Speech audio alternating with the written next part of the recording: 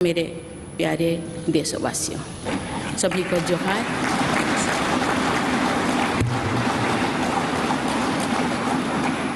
मैं भारत के समस्त नागरिकों की आशा, आकांक्षा और अधिकारों की प्रतीक इस पवित्र संसद से सभी देशवासियों का पूरी विनम्रता से अभिनंदन करती हूँ।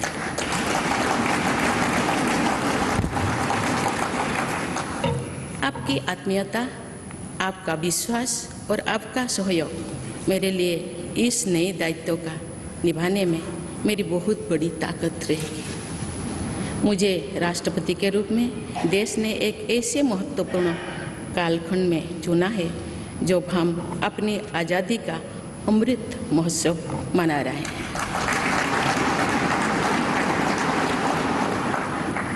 आज से कुछ दिन बाद ही देश अपनी स्वाधीनता के 75 वर्ष पूरी करेगा।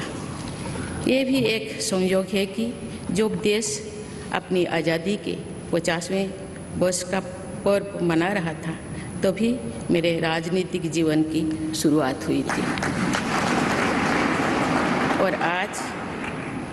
आज आज़ादी के 75वें वर्ष में मुझे ये नया दायित्व मिला है। मैं देश की ऐसी पहली राष्ट्रपति भी हूँ जिसका जन्म आज़ाद भारत में हुआ है। कल यानी 26 जुलाई को कारगिल विजय दिवस भी है। ये दिन भारत की सेनाओं के शौर्य और संयम दोनों का ही प्रतीक है।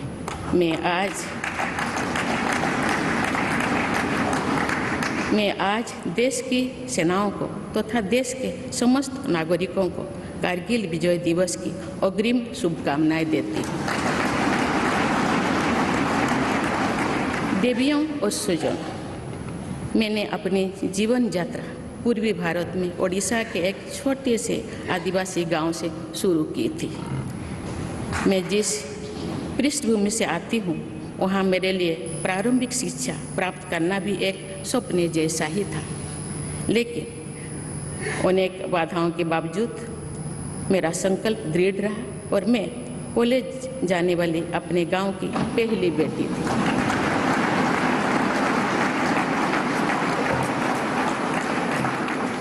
मैं जनजातीय समाज से हूँ और वार्ड काउंसिलर से लेकर भारत की राष्ट्रपति बनने तक का अवसर मुझे मिला है। ये लोकतंत्र की जननी भारतवर्ष की महानता है।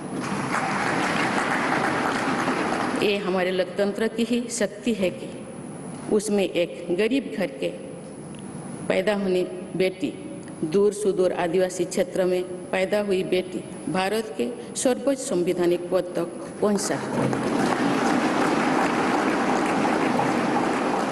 राष्ट्रपति के पद पहुंचना मेरी व्यक्तिगत उपलब्धि नहीं है, ये भारत की प्रत्येक गरीब की उपलब्धि है।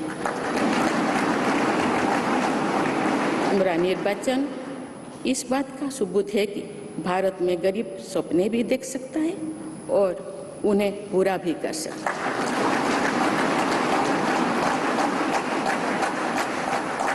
और ये मेरे लिए बहुत संतोष की बात है कि जो सदियों से वंचित रहे, जो जीवन विकास के लाभ से दूर रहे, वे गरीब, दलित, पिछड़े तथा आदिवासी मुझे ये अपना प्रतिबिंब देख सकते हैं।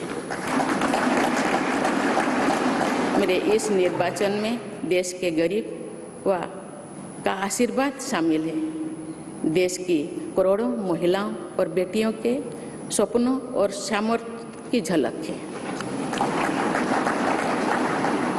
मेरे इस निर्वाचन में पुराने लीग से हटकर नए रास्ते पर चलने वाले भारत के आज के युवाओं का साहस भी शामिल है। ऐसे प्रगतिशील भारत का नेतृत्व करते हुए आज मैं खुद को गौरवान्वित महसूस कर रही हूँ। मैं आज समस्त देशवासियों को, विशेषकर भारत के युवाओं को तथा भारत की महिलाओं को ये विश्वास दिलाती हूँ कि इस पद पर कार्य करते हुए मेरे लिए उनके हित सर्वोपरि होंगे।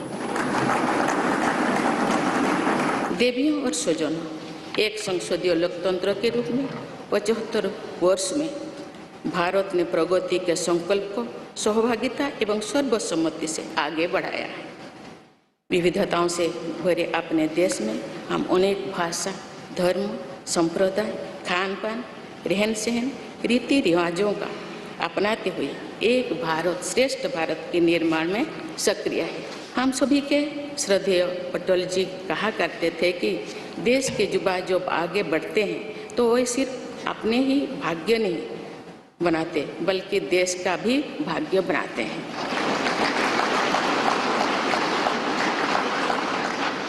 आज हम इसे सोच होते देख रहे हैं।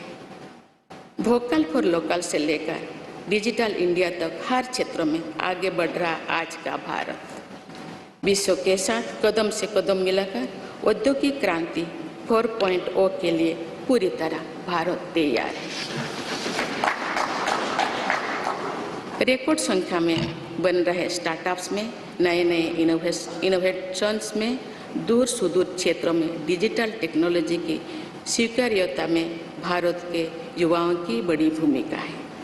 बीती वर्षों में भारत ने जिस तरह महिला सशक्तिकरण के लिए निर्णय लिए हैं, नीतियाँ बनाई गई है, इससे भी देश में एक नई शक्ति का संचार हुआ है।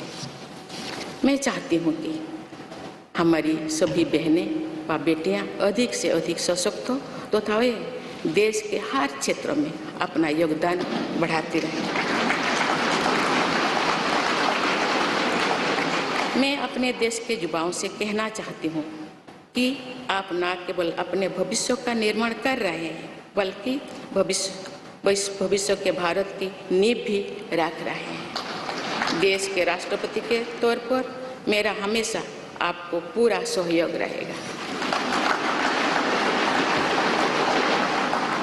देवियों और स्वजनों, विकास और प्रगतिशीलता का अर्थ निरंतर आगे बढ़ना होता है, लेकिन साथ ही अपने अतीत का ज्ञान भी उतना ही आवश्यक है। आज जब विश्व सस्टेनेबल प्लैनेट की बात कर रहे हैं तो उसमें भारत की प्राचीन परंपराओं, हमारे अतीत की सस्टेनेबल लाइफस्टाइल की भूमिका और बढ़ जाती है। मेरा जन्म तो उस जनजातीय परंपरा से हुआ है जिसने हजारों वर्ष से प्रकृति के साथ तालमेल बनाकर जीवन को आगे बढ़ाया है। मैंने जंगल और जलाशयों के महत्व को अपने जीवन में महसूस किया है। हम प्रकृति से जरूरी संसाधन लेते हैं और उतनी ही श्रद्धा से प्रकृति से सेवा भी करते हैं। यहाँ संवेदनशीलता का आज वैश्विक अनिवार्यता बन गया है।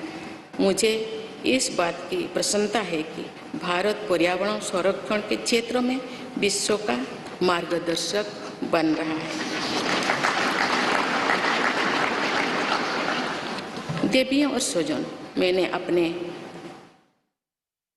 अब तक के जीवन में जौन सेवा में ही जीवन की सार्थकता को अनुभव किया है। श्री जगन्नाथ क्षेत्र के एक प्रख्यात कवि भीम भोई जी की कविता की एक पंक्ति है, मो जीवन पचे नर के पड़ी था जगत उद्धार।